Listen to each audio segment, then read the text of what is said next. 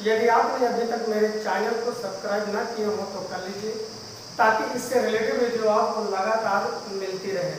यहाँ पर देखिए class 10 chemistry part 4 chapter first है रासायनिक अभिक्रियाएं एवं समीकरण।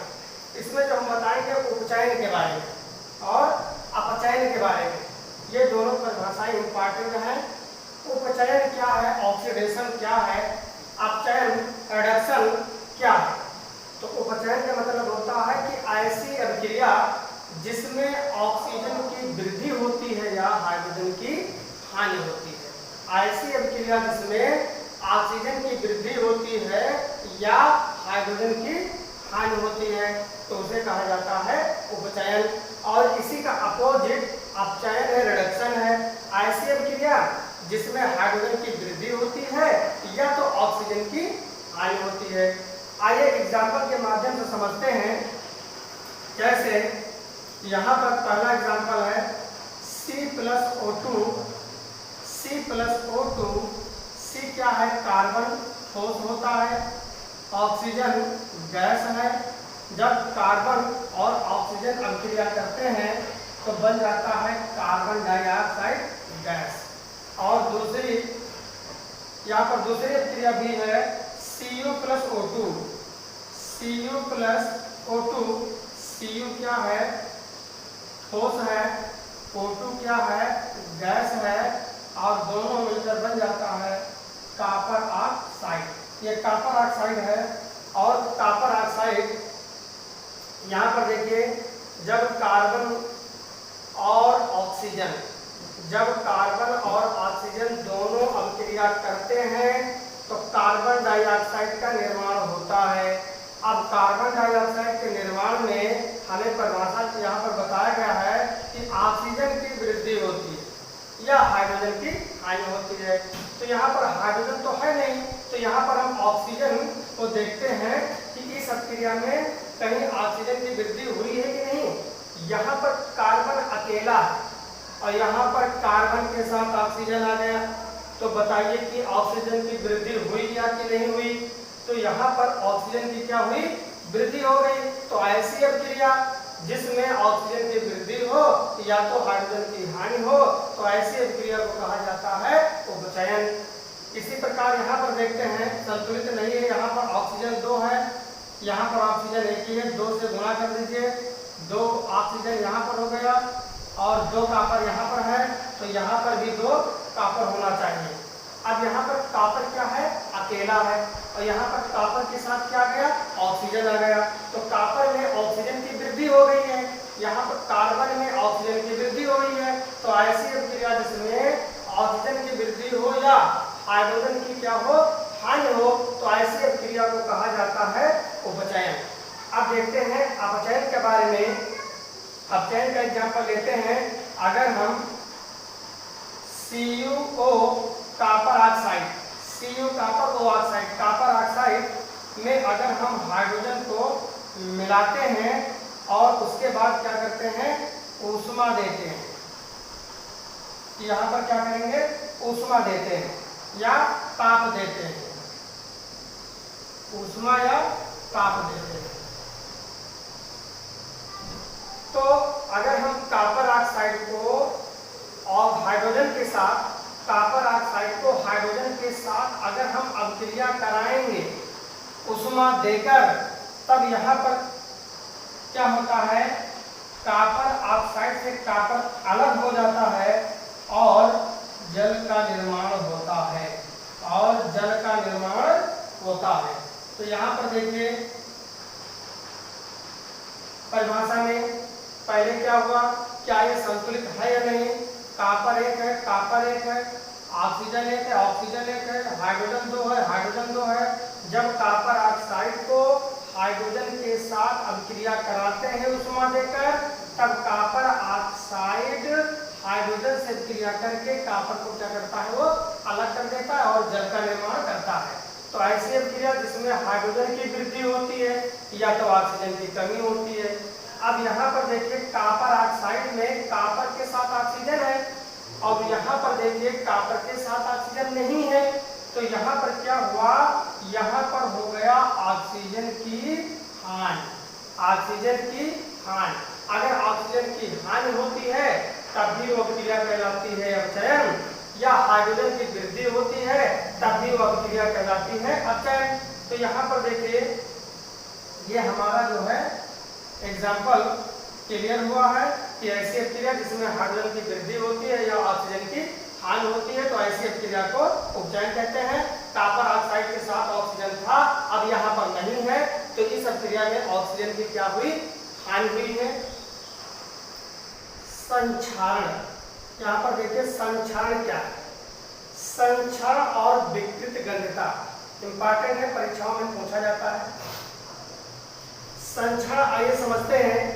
जब कोई धातु अपने आसपास अम्ल, आर्द्रता, वायु, नमी आदि के संपर्क में आता है तो धातु संक्षारित, संक्षारित का मतलब होता है कमजोर, वो हमारा धातु क्या होता है, कमजोर हो जाता है और इस प्रक्रिया को ही कहा जाता है संक्षारण।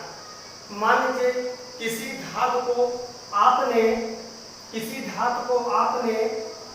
जहां पर वायु है, आर्द्रता, नमी है, पानी है, मान लीजिए लोहा है, लोहा को आपने ऐसे स्थान पर रख दिया जहां पर नमी है, वायु है, पानी है, आर्द्रता है। आप लोहे को ऐसे स्थान पर रख दीजिए जहां पर वायु हो, नमी हो, आर्द्रता हो, पानी हो, रख दीजिए।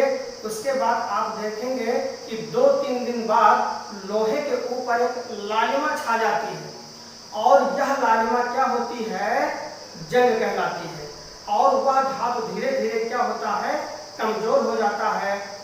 यहाँ पर लिखा गया है कि हमारा धातु क्या होता है, संक्षारित हो जाता है और इस संक्षारित हो जाता है अर्थात कमजोर हो जाता है। इस प्रक्रिया को ही कहा जाता है संक्षारण। अगर किसी धातु को अपने आसपास ऐसे स्थानों पर रख देते हैं जहां पर वायु, नमी, आर्द्रता या पानी हो तो क्या होता है, वो धातु हमारा कमजोर हो जाता है, संक्षारित हो जाता है। ऐसी क्रिया को ही कहा जाता है संक्षारण। जैसे उदाहरण देखिए, लोहे पर जंग लगना। आप लोहे को खुले स्थानों पर रख दीजिए जहां पर आर्द्रता, वायु, पानी हो तो लोहे पर क्या होगा, लालिमा छा जाएगी और वो कहलाता है जंग। और एक बात जानकारी इसमें ये करना है कि अगर लोहे पर जंग लग गया तो लोहे का भार बढ़ता है कि घटता है कि अपरिवर्तित रहता है। इंपॉर्टेंट क्वेश्चन है, कंपटीशन वाली परीक्षाओं में भी पूछा जाता है कि अगर लोहे पर जंग लग गया है तो उसके भार घटेगा कि बढ़ेगा कि अपरिवर्तित रहेगा। तो हमेशा आप इसको याद रखिए कि जब लोहे पर जंग लगता है तो उसका भार बढ़ता है। तो यहाँ पर देखिए तांबा है, अगर हम तांबे को ऐसे स्थान पर रख दें जहाँ पर वायु, आर्द्रता, पानी हो तो तांबे के ऊपर क्या होता है, एक हरी परत आ जाती है अर्थात वो तांबा हमारा क्या होता है, कमजोर हो जाता है, संक्षारित हो जाता है। इसी प्रकार अगर हम चांदी को खुले स्थानों पर रख देते हैं तो चांदी हमारी क्या होती है, संक्षारित हो जाती है अर्थात कमजोर हो जाती है और चांदी क्या होती है, काली पड़ जाती है। ये अब आइए यहाँ पर देखते हैं विकृत गंधिता। विकृत का मतलब होता है बेकार, विकृत का मतलब होता है बेकार, गंध, बेकार की गंध आना ही कहलाता है विकृत गंधिता। जैसे वसायुक्त और तेलीय खाद्य सामग्री वायु के संपर्क में आने पर उपचयित हो जाती हैं जिससे उनके स्वाद और गंध में परिवर्तन आ जाता है, जिसे कहा जाता है विकृत गंधिता।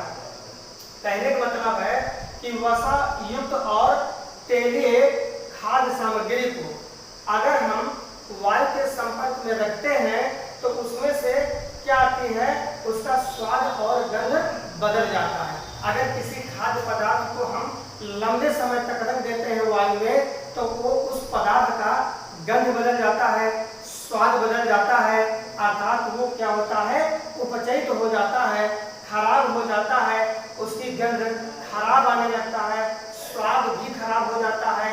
तो ऐसे को कहा जाता है विकृत गंधिता। और इस उपचयन को बचाने के लिए हम क्या करते हैं कि जैसे चिप्स की थैली में से ऑक्सीजन को हटाकर उसमें नाइट्रोजन गैस भर दिया जाता है। जैसे कोई चिप्स की थैली है, तो चिप्स की थैली में से हम क्या करते हैं कि ऑक्सीजन को उसमें से क्या करते हैं, हटा लेते हैं और उसके बाद उसमें नाइट्रोजन गैस को भर देते हैं। क्यों भरते हैं? ताकि उपचयन ना होने पाए, उपचयन ना होने पाए और हमारी चिप्स खराब ना हो। इसी को कहा जाता है विकृत गंधता। उपचयन को रोकने के लिए, उपचयन को रोकने के लिए चिप्स की थैली में से ऑक्सीजन को हटाकर उसमें नाइट्रोजन गैस भर दिया जाता है। इससे चिप्स लंबे समय तक सुरक्षित रहता है।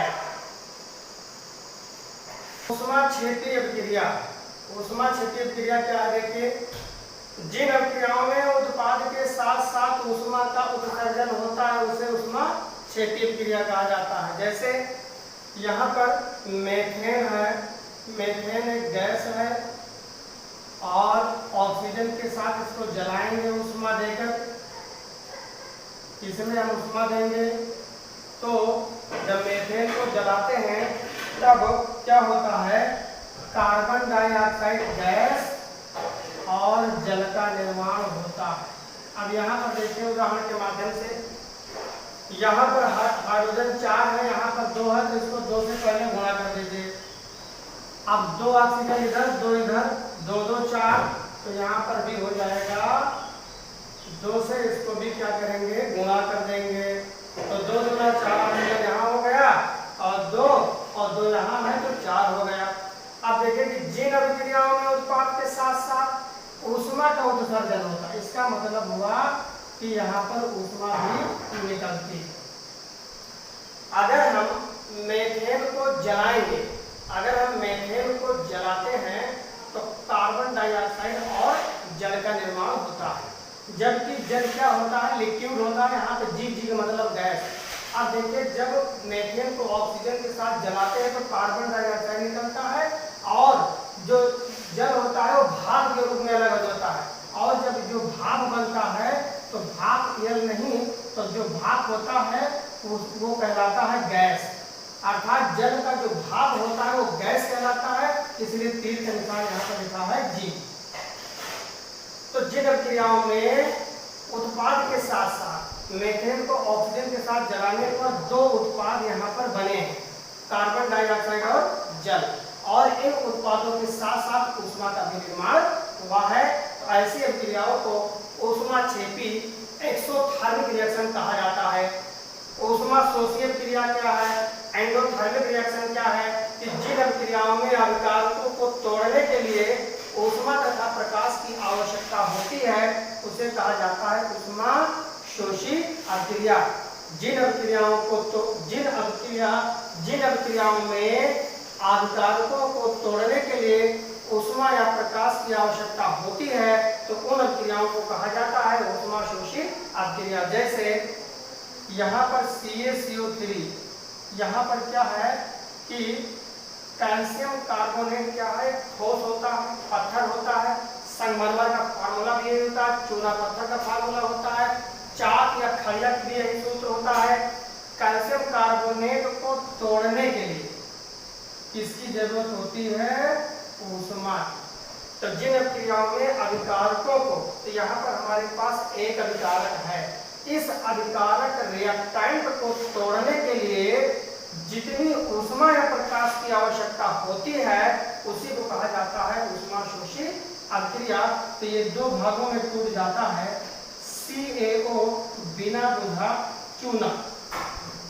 तो कैल्शियम कार्बोनेट को जब ऊष्मा दी जाती है तो बिना बुझा चूना और कार्बन डाइऑक्साइड गैस में ये अपघटित हो जाता है।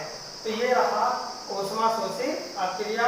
Ca 2 है, 3 ऑक्सीजन, 1 कार्बन। तो जिन अभिक्रियाओं में अभिकारकों को तोड़ने के लिए जितनी ऊष्मा या प्रकाश की आवश्यकता होती है उसी को कहा जाता है ऊष्मा शोषी अभिक्रिया। एक अभिकारक था, टूट गया उत्पादों में लेकिन ऊष्मा देकर। अगर आपको हमारी ये वीडियो पसंद आई हो तो लाइक करें, शेयर करें, सब्सक्राइब करें और बेल आइकन को दबाना ना भूलें। Thank you.